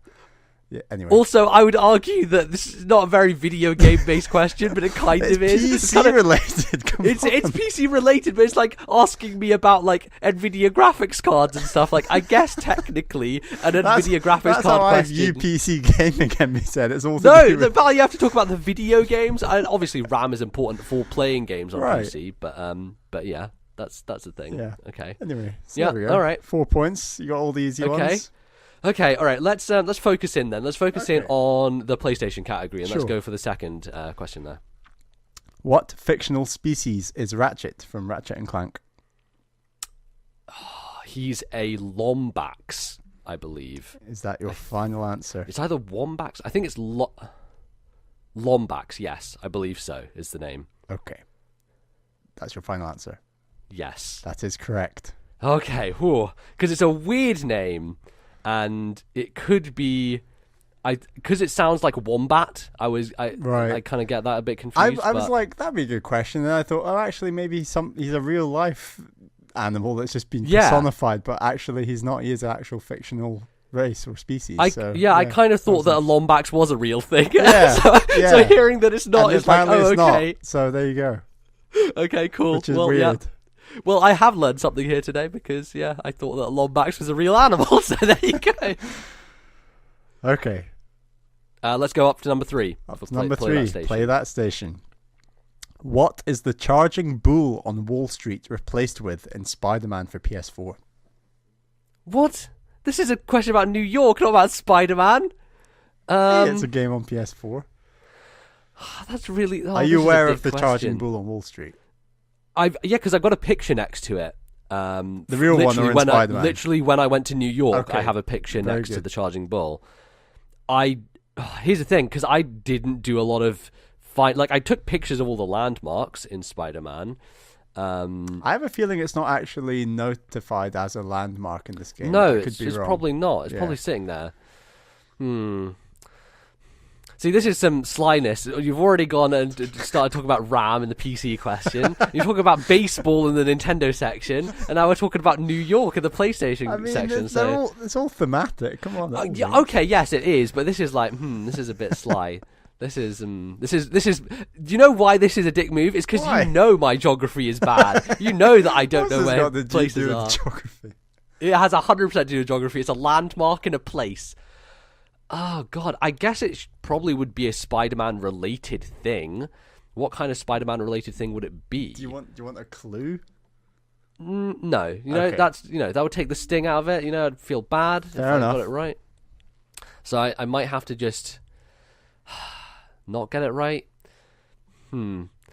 I feel like there must be some kind of Spider-Man-esque statue. Something dumb like Norman Osborn or Jonah Jameson. I don't think it would be Jonah Jameson because everyone hates him. I'm going to say it's a statue of Norman Osborn because that's the only thing that I could think of that would replace it. So, is that your final answer? Yeah, that's what I'm going to say. That is incorrect. Yeah. Looking back on this is kind of really, really hard. Oh, no, a game that's just come out. It is a Spider-Man reference. And it's Lockjaw the alien dog. What the fuck is that? I don't even know what that is. It's like a bulldog that looks like an alien. Did you even know what that was before you researched this question? No, but I know that it had gone around online a lot that they'd replaced this bull with that dog. See, this is the peril of me having a job and not being on Twitter 24/7 is I'll miss things like that, which I otherwise wouldn't. It's all unraveling. Oh, right. Well, there so you is go. that minus 3 points then? No, it's not minus. It's just I don't get the 3 points. Okay, got you. Yeah. Right. Gutted. Okay, well, let's go up to number 4 then for Play That Station. I feel very annoyed now because I'm not getting 100% anymore. What was the last game Naughty Dog worked on before the first Uncharted? Ooh, okay. Did they do it or did they not? That's the question. I'm pretty sure they did. So, obviously they worked on Jak and Daxter and that whole series, but they had a tradition which I wanted them to follow through after Uncharted, because there would be the perfect name for it. But after the Crash series, they did Crash Team Racing. After the Jak series, they did a Jak and Daxter racing game, which was called Jak X. I believe Jak X was the previous game they did before they started working on Uncharted. Is that your final answer? Yes. That is correct. Yes, that is go. Very impressive. I thought that was a real banana skin too. No, yeah, I know Naughty Dog's history well enough, and the funny thing... Jak X Combat Racing. That's the full name, I didn't know that. Yeah, I've never actually seen a single screenshot or piece of footage of Jak X, so I have no idea what it's like. But Naughty Dog have this... they had this habit anyway of they did a trilogy, then a race kart game following up. So they did Crash, then Crash Team Racing, Jak, then Jak X. And everyone's like, it's so crossover. No, but it would be so perfect because you could call it Uncarted. Like, it's perfect. It's so perfect, and they didn't do it. And I'm very gutted that they didn't. But Naughty Dog at that point had changed into a much more serious studio. It's only just you've only just reached the end of the Uncharted games, I guess, so now would be the time to do it, I guess, right? Because it wasn't really a trilogy, because they did 4 and they did Lost Legacy afterwards. So do we know if there's any more Uncharted coming? There may be in the future. It's very interesting. They leave that series in a place where after Uncharted 4 I could see exactly where they would go next, but I think it would probably be another decade before they would bring it back or so, which I think it's good to leave it. The PS5 with it or something. I don't know. Maybe. We'll see. What would you like to go for next? Let's finish up the Play That Station. Oh, here we go. Play That Station. The toughest. Right. It's getting a bit tougher now. You might be able to get this. Okay. In April 2016, Sony Computer Entertainment and Sony Network Entertainment International was restructured and reorganized into Sony Interactive Entertainment. That same year, Sony Interactive Entertainment moved from Tokyo to which city? Okay. Another geography question. I see how it is. This is all Sony related. I see how it is, Valley. This is how you're getting me out. You've disguised this video game quiz as a baseball and geography quiz. This is the reason that I'm finding this tricky. So, I mean, smart money would be Kyoto, because that makes sense. Osaka, potentially another one. I'm going to say, oh god, it's a toss up between those two for me. I'm going to say Kyoto. I'm going to say that's where they moved to. But this is the thing. If it's a hard question, I feel like it's going to have a hard answer. I'm psyching myself out. I'm going to say Osaka. That's my final answer. That's your final answer. Mm-hmm. That is incorrect. Ah! The correct answer is San Mateo, or Mateo, I don't know how you pronounce that, California. Oh, right, because they restructured to America. Oh, I'm being an idiot. Okay, well, I wouldn't have got that anyway, because I don't even know where that is or what that place is called. So I probably would have just said California. So there you go. Well, California's not a city. I mean, yeah, but, generally it's a place. It's a place, that's true. But that's the closest I could get. You know how bad my geography is, Balin. So okay, I thought you might know that one. Anyway, it was within your reach, surely.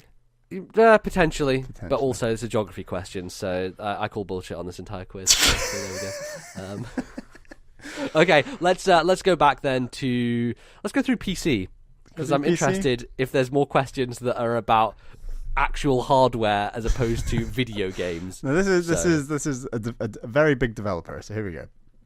Number 2. To PC or not to PC. What was Valve's first ever game? I feel like it should be an obvious answer, but I feel like they've worked on something else before. But also, because it's a lower down question in difficulty, it shouldn't be that difficult. I think I'm just going to say Half-Life, because that seems like the obvious answer. But yeah, I don't actually know what Valve's first game was. But I'm going to guess it's Half-Life, so I'm going to say that, and that's where we'll go. Is that your final answer? Yeah. That is correct. Okay. Yeah. Good. Glad. Second tier, so I didn't want to, Yeah, no. I was trying to... If that had been the 5th question, then I'd be like, there's some slyness going on here, like Valve worked on some Super Nintendo game or some shit, like I know Rockstar did when they were DMA Design and stuff like that. So, yeah. Okay, cool. So you're up to 12 points, I can say. Okay, good. Which is So I've lost not 8 half. points total at this point in time, which is gutting, but Are we How it goes. subtracting those or? No. Okay. Like that's my potential. So yeah, 8 points you've missed out on potential. Fair enough. Yes, exactly. Are we sticking with PC? Yeah, let's keep going. To PC or not to PC? For 3 points, third difficulty. What is the currency used in The Sims and SimCity? Oh boy. Currency in The Sims. I was watching. This was suggested by Caroline, I should say. This was her idea. Really? Okay. And I was like, okay, that's a great I'm idea. happy with this then. Okay. Oh boy. Some kind of Sim dollar currency. Because they speak Simlish. I feel like the name Sim would be in the currency. I thought you had name as watched well. that I series have, yes. on Beastcast. That's why I thought you might get this. Yes, 13 Deadly Sims, Giant Bombs premium series where Abby kills every Giant Bomb member. But the thing is, that series wasn't really... she had to save up money to buy stuff, but I don't think they ever referred to what that money was called. Sim Bucks? No, that sounds really dumb. I'm trying to think of something that has Sim in it, but also relates to money. I'm just going to say... Sim dollars? I don't know. I actually have no idea. Yeah, you've got me. Okay. The Got correct answer is Simoleon. Really? Okay. Yes. No, I didn't know that. Sounds like a race from Star Wars. Yeah, it really Simoleons. does. Sounds like an alien race. Yeah. I was correct. It had Sim in it, but yeah, there you go. They never brought up that name when I was watching that series, so that's a blank spot. Well, I'll remember that now. I'll just add that to my bank. So thanks. Cheers for that one. That'll be good. Okay. Let's keep going then with We're PC. going on PC for 4 points. Who co-led development of Day of the Tentacle with Tim Schafer? I would say that's Ron Gilbert, probably. Is right? Is that your final answer? Yeah, let's say that. The answer is Dave Grossman. Oh, okay. Well, yeah, I don't have a great idea of those classic not Telltale Adventure games. Adventure games, the LucasArts adventure games. Dave Grossman's a name. I think this was like way back in 91, right? It's pretty damn old. That's a name I've heard of, but because he's not as familiar, because Tim Schafer, Ron Gilbert are the two big names, so I assumed it was Ron Gilbert, but I guess Ron had probably left by then, by the time Day of the Tentacle came out, so yeah, well, great. Stepped into that one. I feel like that's another Caroline question, because I know she like classic adventure games. She was like, oh, you should ask. She wanted me to ask the names of the characters in Day of the Tentacle. And boy, no. And I was a bit like, no. I thought if I stick to development, he might get it. So anyway, yeah, close. Not to be, but all right. That was hard. That's the second hardest PC question. That's hard. That is difficult. That's hard. Okay. Do you want the hardest PC question? Yes, let's go for it. This is hard. Okay. Doom came out in 1993 and was developed by ID Software. Software. Whatever. Right. You can't ask a question and not the name of the developer. How am I meant to know? I just read it, okay.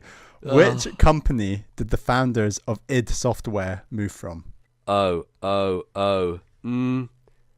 do know this. I just thought this was the most MBZ question possible. Like, it's a group of developers moving from one place to another is your forte.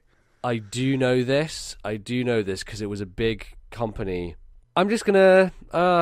It feels like it feels like Microsoft's the easy answer. It's a hard enough question to where I don't think that is the answer. So that's the problem here. Is I think that there is another company that I'm not thinking of that was big in the tech space, like some PC company. It could be. Could it be Atari? Maybe. This is very difficult. This is a hard question. I'm going to say Atari, because that seems like that era kind of area, and they may have left that company to form id. That's what I'll say. I don't know. Is that your final answer? Yeah. That is incorrect. You were closer with like Microsoft and I guess West Coast America. It was a company called Soft Disk. Okay, no, I didn't know that. So there you go. Which I think is California based. Anyway. Great. Just All right. Just thought you might get that, but we'll see. No. It's These hard. are harder than It's hard. it's harder than I thought they would be. So, jeez, Bally, really just knocking me down a peg. Really look at brutal me. today. I know, very very brutal questions. Okay, all right, let's go to Xbox then. Let's Going go Xbox. up the chain. What's in the Xbox? Yes. For 2 points. You will be aware of the series Halo. Yes, I do know Halo. But what that's does true. the term Halo mean in these games? Oh, for fuck's sake. I think it refers to I'll give you some wiggle room on this one. Okay. In what sense? Well, you got to get the general gist of what it is. Or This is the problem with, like, what they are. No, this is the problem with knowing like stuff around games and not actual. have you ever gone beneath the, no, the I haven't. surface level of this game? Like I have. This is the thing. I have heard stuff. Not watched a Let's Play? No, that's the problem. I wasn't watching those. Feel like it is some object or something. Or some place, knowing you with this fucking geography shit. It's probably a place, isn't it? I know the Halo is a thing. So, I'm going to guess that it is a, like, artifact. Like some artifact of some kind. Technological artifact. That's Is that what your I say. final answer? Sure, I don't fucking know. That is incorrect. Okay. So, the term Halo refers to the Halo Array, a group of immense habitable ring-shaped superweapons that were created by the Forerunners to destroy the Flood, an infectious alien parasite. So I thought that I've heard of the Flood. You could potentially have got this from what's the most recent Halo game revealed at E3? Infinite. So you actually see a Halo there, where it's like this base. It's basically a big space station that's shaped like a ring, or whatever, and. Yeah, it's based off of some book, apparently. Great. Anyway. See, here's the thing with this quiz, is that all the questions that I gave you were knowledge from my brain. All these questions are things you just Wikipedia'd. So? What's wrong with that? It's good to know what a Halo is. Anyway. Yeah, no, you're right. I'll keep that knowledge. I'll bank that one away. All right, cool. Okay, we're stepping it up. Let's go. Next one. I could have probably swapped these two questions around. I think this one's maybe easier, but we'll give it a go. What is the name of the controller announced earlier this year and came out on September 4th that allows disabled gamers to play games more easily? Xbox Adaptive Controller. Is that your final answer? I mean, maybe it's called Xbox One Adaptive Controller, but it's the Adaptive Controller, yes. Yeah, it's the Xbox Adaptive Controller, correct. Yes. If you ask me any question that is current relevant video game news, that's easy for me. Okay. I can do that. That's 3 points. You're up to 15 points. Yes. Okay. Are we stepping up again? Mm-hmm. 4 points. Name either of the countries that Forza Horizon 2 takes place in. Actually, really? Ooh, that's a dick move. A lot of points up for grabs here. So, Forza Horizon 3 was Australia. 2, this is really annoying me because I wasn't following it as closely back then. Feel like it's Italy. I feel like that makes sense. I mean, there's 2 countries you can pick from, so yeah. you got even more chance. Can I say 2? Or do I only have to say 1? You can give one answer, but there are 2 correct answers. So name either of the countries. I'm gonna say Italy. I think I'm gonna do that. Is that your final answer? Yeah, I'm not happy about it. You should have asked me about 3 because I know where that one takes place. But yes. Everyone knows the last one. That's the easier. Is that your final answer then? Italy? Yes. That is correct. Oh, good. Oh, my goodness. It takes place in southern France and northern Italy. Oh, there you go. There, I knew it was in there somewhere. Because, when a lot of my knowledge of Forza comes from Jeff Gersman on podcast talking about it. And so I think when he's talking about like where the previous games were set, that's probably been hidden away there somewhere. So there you go. It's up to 19 points then, MZ. Okay, good. Oh, I'm glad I'm getting some of these higher tier questions. You've cleared out PC, you've cleared out PlayStation. You got one more in what's in the Xbox. Is that yes. You're going for top tier Xbox now? Yeah, let's do that and then we'll do Nintendo. Here we go. When it was confirmed Don Matrick would leave Xbox in 2013, which company did he move to? Zynga. He became CEO of Zynga. Is that your final answer? Yep. That is correct. Yep. Social game. I think when it comes to the order of these questions, I feel like they are very mismatched for my particular knowledge. True. But I will take that 5 points very easily, thank you. But in a more general setting, I think they've broadly been okay-ish. Yeah, I don't know. That Spider-Man maybe one not for you. is... The Spider-Man one was a bit harsh. No. Okay. Anything to do with geography, Bally, that's where you put that number 5. That's not the end of geography yet. Right. Oh, for fuck's sake, why? Are you ready to move to Nintendo? Yes. The End Zone for 2 points. If Super Smash Bros. Melee is the best-selling game on the GameCube, then what was the second? Ooh, that's a good question. Man, that is... Ooh. I know Double Dash wasn't, like, huge comparative to what Mario Kart became, but it could be up there. I'm thinking about launch titles. I'm thinking about what was big. Sunshine is a big one, but was it the second best-selling?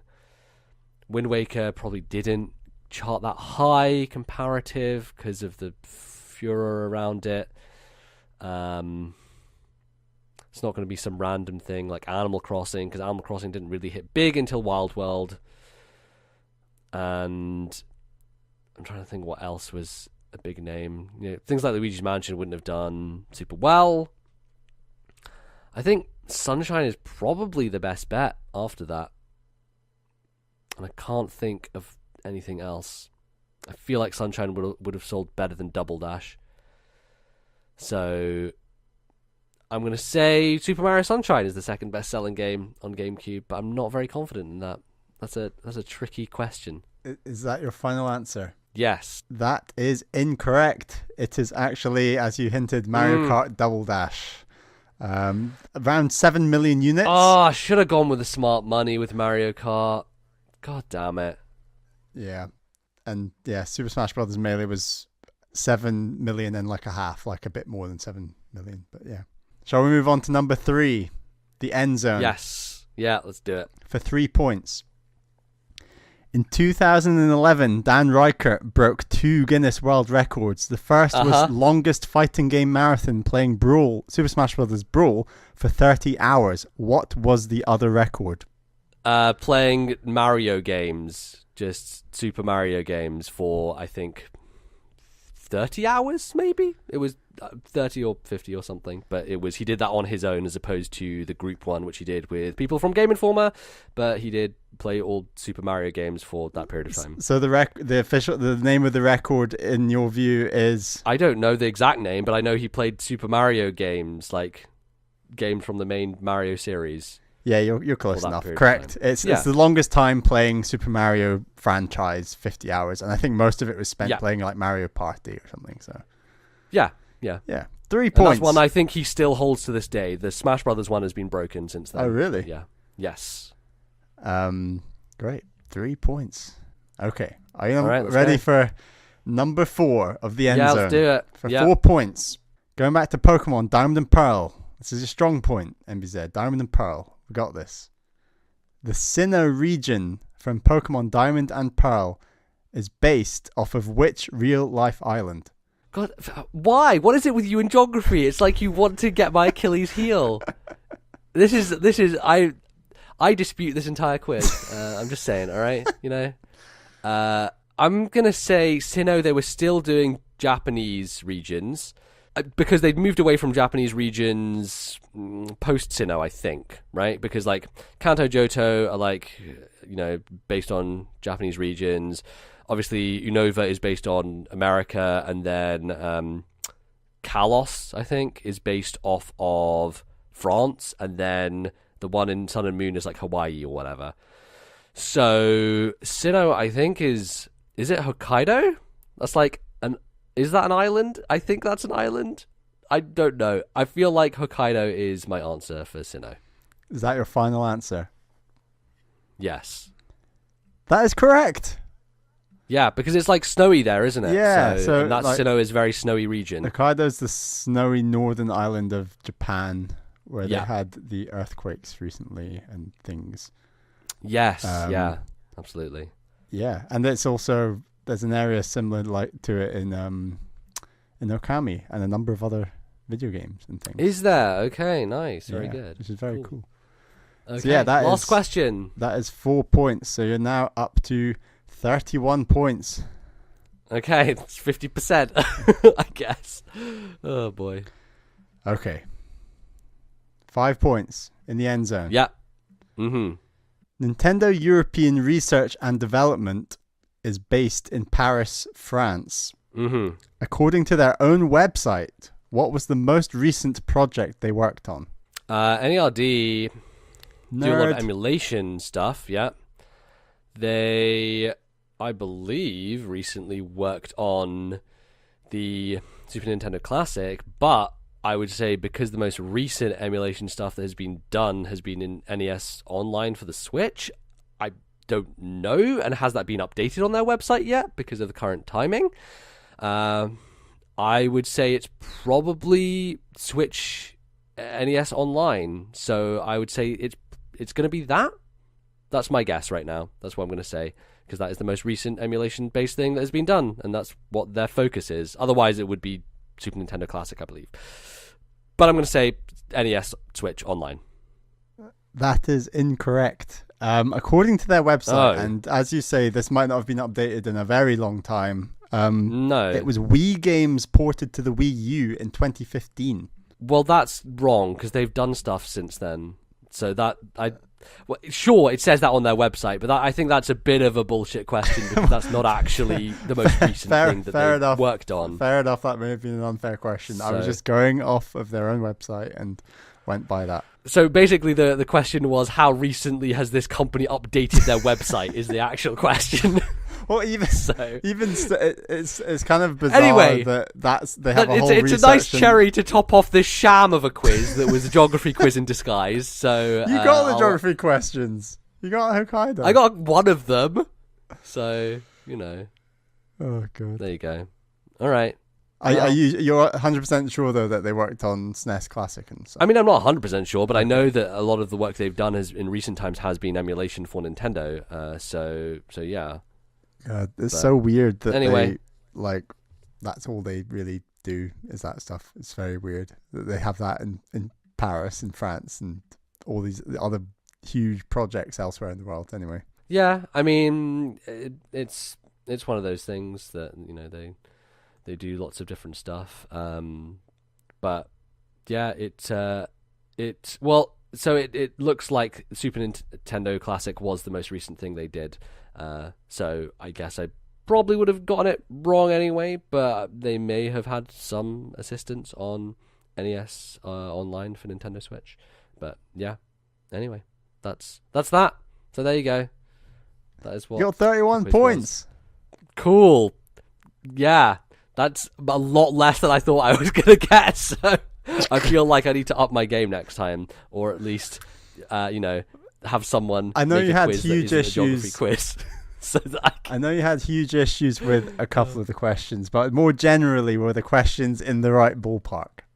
I think so. Generally, yeah. I don't know. It's difficult because with your knowledge of other companies, you have to, I think, go to some things on the internet and find answers, and sometimes that can be a bit too deep of a cut, and sometimes it's not as deep of a cut as you think it is.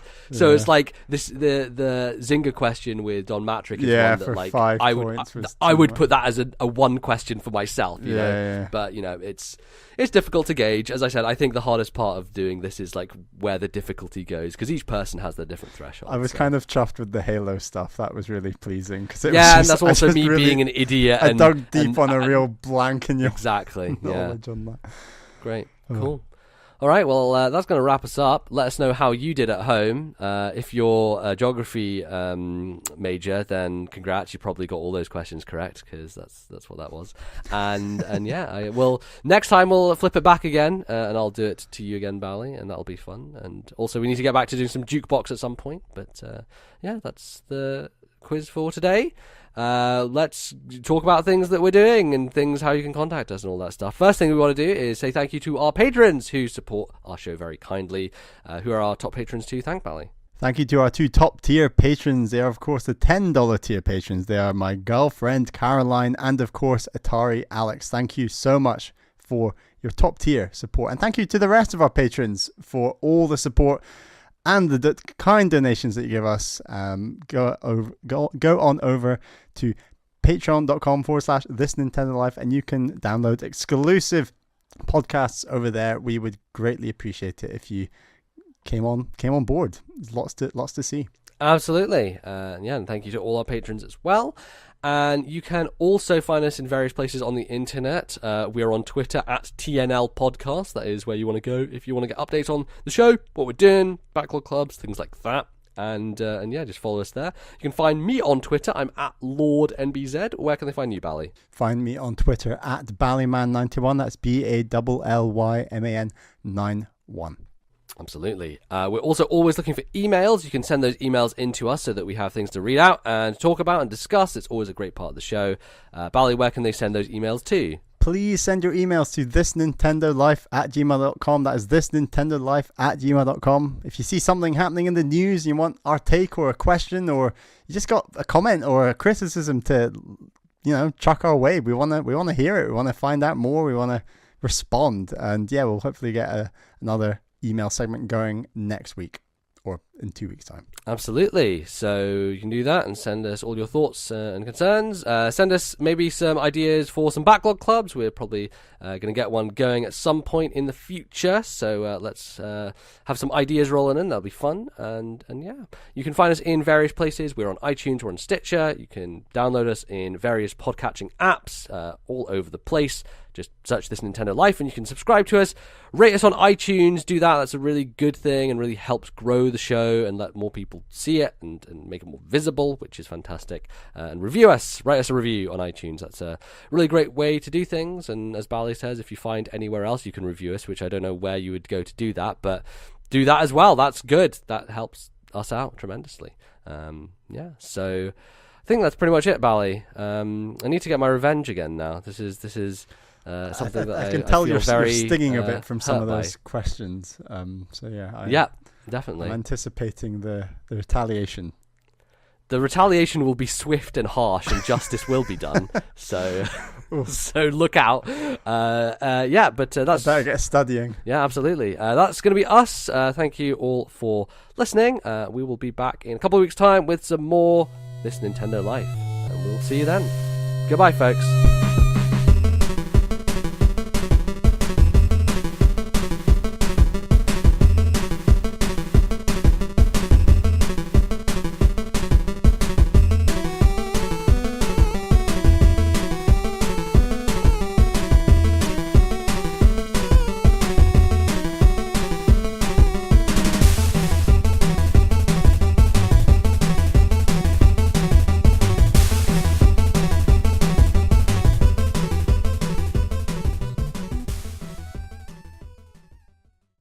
The musical interludes used on today's show were Ole Sylvando from Dragon Quest XI, copyright Square Enix 2018, and Blockman Stage from Mega Man 11, copyright Capcom 2018. Jump in our Discord server. It's a great place to go. Drop a question. How do you get to our Discord server? That's what I'm trying to say. You get to our Discord server by going to discord.com. There's not a link, is there? You can't just do that. What am I saying? Maybe I should start Let's start over. Let's start Jesus, over. what a mess.